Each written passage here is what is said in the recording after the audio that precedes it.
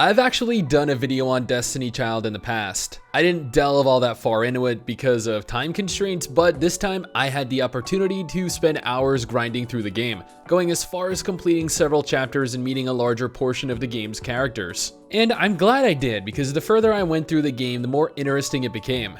Interesting in an unusual, kinda quirky way, that is. Just a quick FYI, this video is sponsored. If you want to play Destiny Child, go right ahead and click the link in the description below to be taken right to the download of the game. So, let's jump back into Destiny Child then, yeah?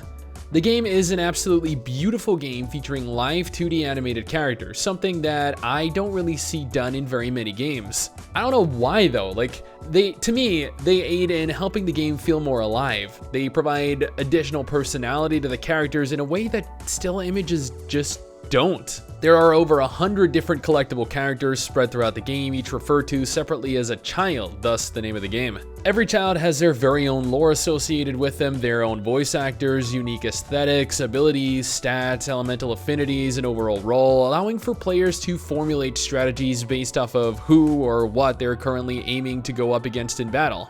Speaking of battle, the game actually uses a type of real-time combat. The characters you choose to field, of which you can have a total of up to 5 of, cycle through attacking automatically while giving you the option of selecting from several forms of attacks. Tap, slide, and drive abilities take place in real time. After using one of these selected skills, your character triggers a cooldown, leaving whoever's left to continue doing battle until your character comes out. Skills themselves actually look pretty sick, I'll admit, with each character having unique skills and visuals that only they have access to. There's also plenty of content to partake of in-game, with the game providing access to not only traditional level-based missions, which are necessary to level up, to unlock new areas, or other characters to take with you, but also challenging world bosses in PvP. The world bosses are events that require groups of up to 20 people at a time, whereas PvP allows for you to go up against teams of AI-controlled opponents comprised of characters players themselves set up. Most importantly though, is the new anniversary update coming on December 6th. Yes, the 1-year anniversary of the game is right around the corner, and as such, there are a plethora of events planned beginning on November 28th. There's a brand new raid planned with tons of new content to discover being added to the game.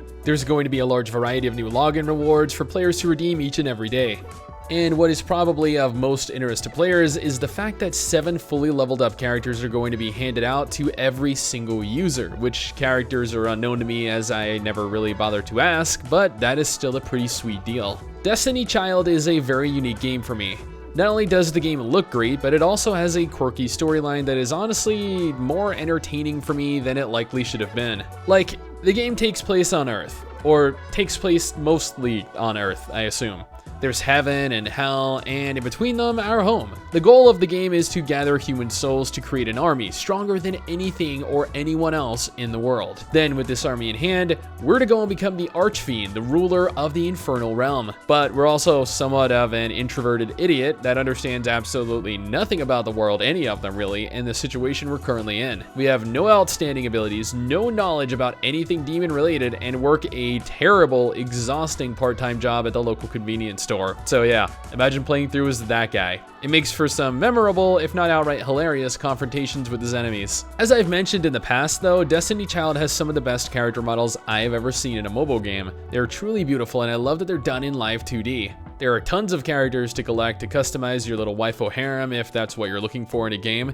And let's be real here, a lot of you guys out there are looking to do this. Don't you go and act like you aren't. Combat provides a lot to do, especially if you set it to like 2 times or 3 times speed. There's an auto option for the combat, which is about as useful as any other iteration of auto combat in a game, but I opted to leave it off as it kind of takes away from games for me, and I love actually engaging in what I'm playing. The game is much more fun the further I got into it, and I look forward to continuing sometime in the future. Again, if you're looking to download the game or play the game, you can go ahead and use the link that I provided in the description or the pinned comment. It'll take you right to the game, and you can go right ahead and download it. But that's just my opinion, my current impressions of the game. What do you guys think? Are you looking forward to it? Does it look exciting? Will you try it out, or do you even want to? Let me know in the comments below, and let's talk about it. Anyway guys, that's it for me. Thanks for watching. Hopefully you enjoyed the video. Don't forget to subscribe for more content like this, and I'll see you all next time. Peace.